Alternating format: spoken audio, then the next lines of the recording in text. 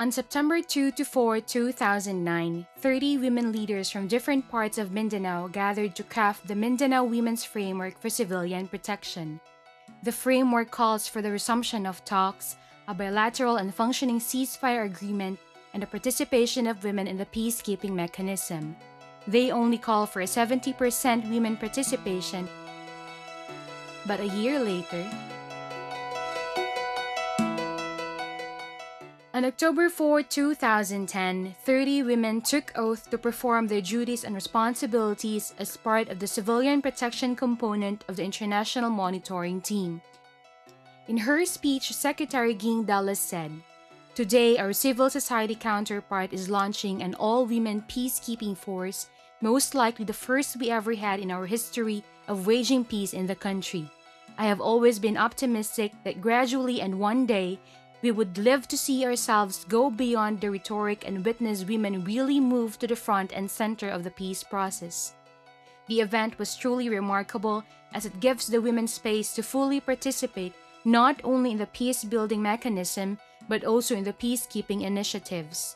These women have pledged to work 24/7 with the following mandates: to monitor the safety and security of civilian communities in the conflict areas, to monitor and ensure that both parties respect the sanctity of places of worship, namely mosques, churches, religious places, and social institutions, including schools, hospitals, and all places of civilian nature, to monitor the needs of the IDPs and the delivery of relief and rehabilitation support efforts in conflict-affected areas in Mindanao, to strengthen ownership of the peace process by supporting and empowering communities to handle conflicts at the grassroots levels, to monitor acts of violence against civilian and conflict-affected areas, and to strengthen linkages and information sharing between IMT and peace panels.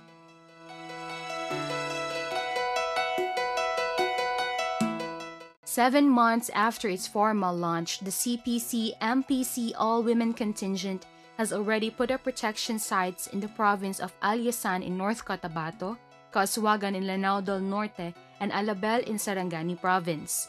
It has also forged partnership with different stakeholders and other organizations that are also part of the CPC-IMT. Samira Usman and Adele Nayal of the Alyasan Protection Site have a lot to share about their experiences as part of the CPC-MPC All-Women Team. Nung bago pa lang ako, mahirap na trabaho. Pag tinitingnan mo, napakahirap. Pero nandun naman yung kasiyahan mo na nakakapagtulong ka ng tao.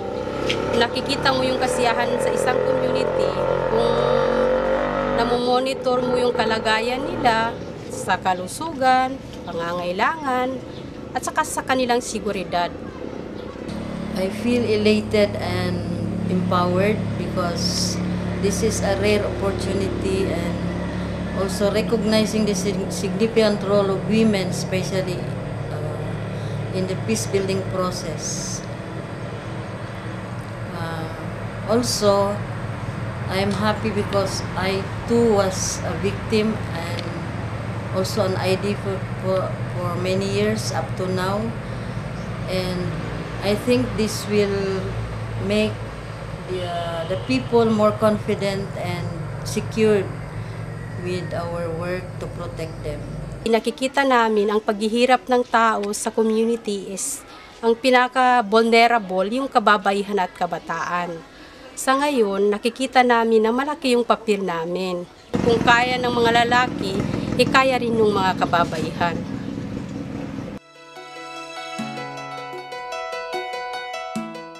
I dream that one day our community will be peaceful and everyone will have equity in terms of livelihood, equity in terms of empowerment, also giving them power to govern themselves, giving the people more livelihoods and means to live a better life than before. And I also dream that there will be no more war to happen.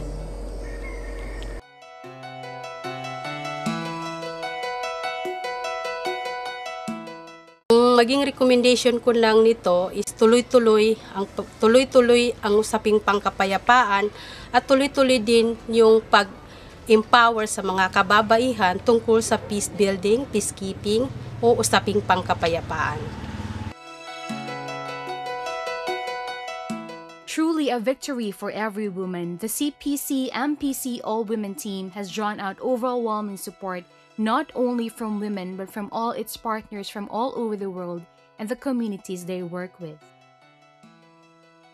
So we support the MPC for their projects related to the civilian protection. That's why we approve the membership of the MPC as part of the civilian protection component of the IMT. Sinusuportahan ko po ang CPC-MPC dahil ito ay napakalaking halaga sa amin mga kababayan dahil nagkaroon kami ng power.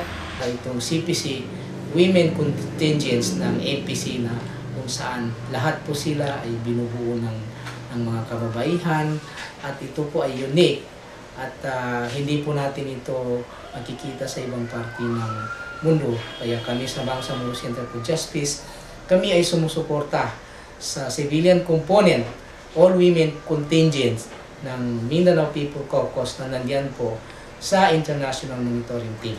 I am very much supportive to support the CPC-MPC. I support CPC-MPC All-Women. I support the CPC-MPC All-Women.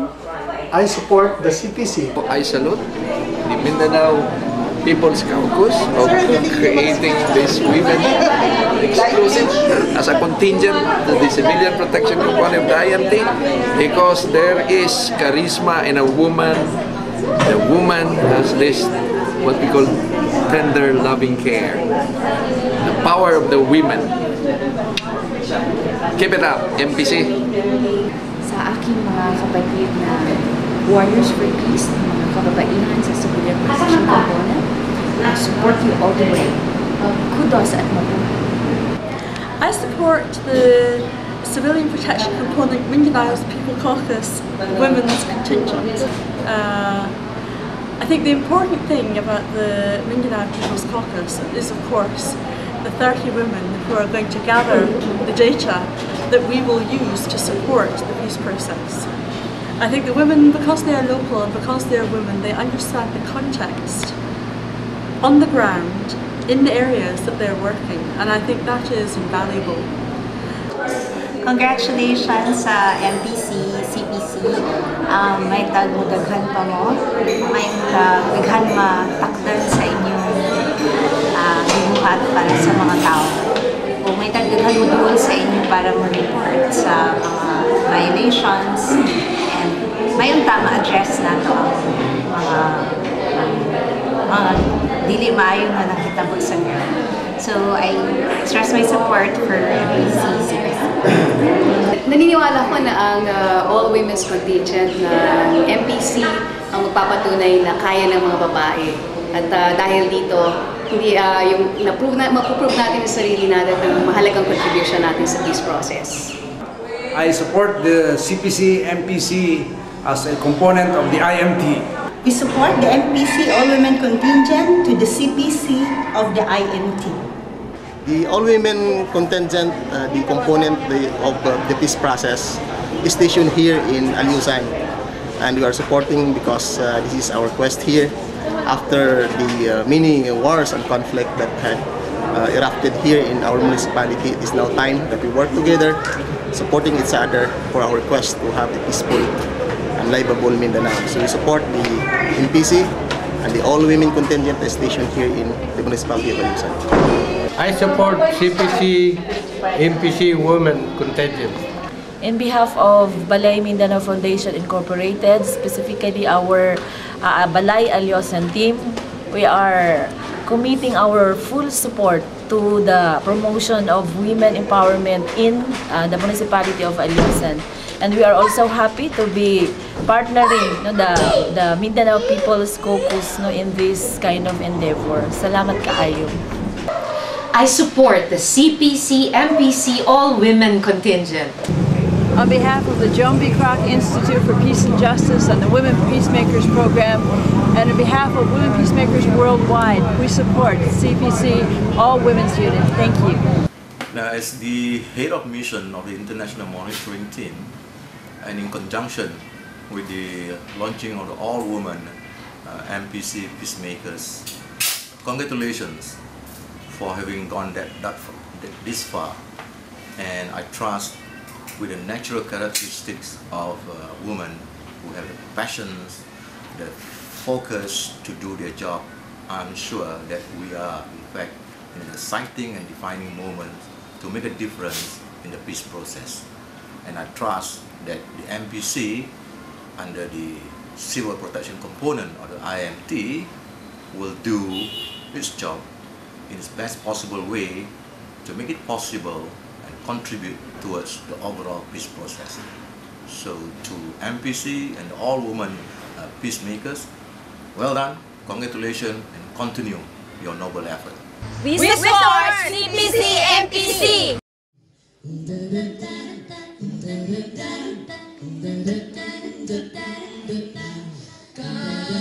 Kababaihan ay magkapangyarihan, pagkuhin ang lipunan, sa tinig ang kailangan, sa pagbabago ng ating kasaysayan, ako'y may kapangyarihan, panday ng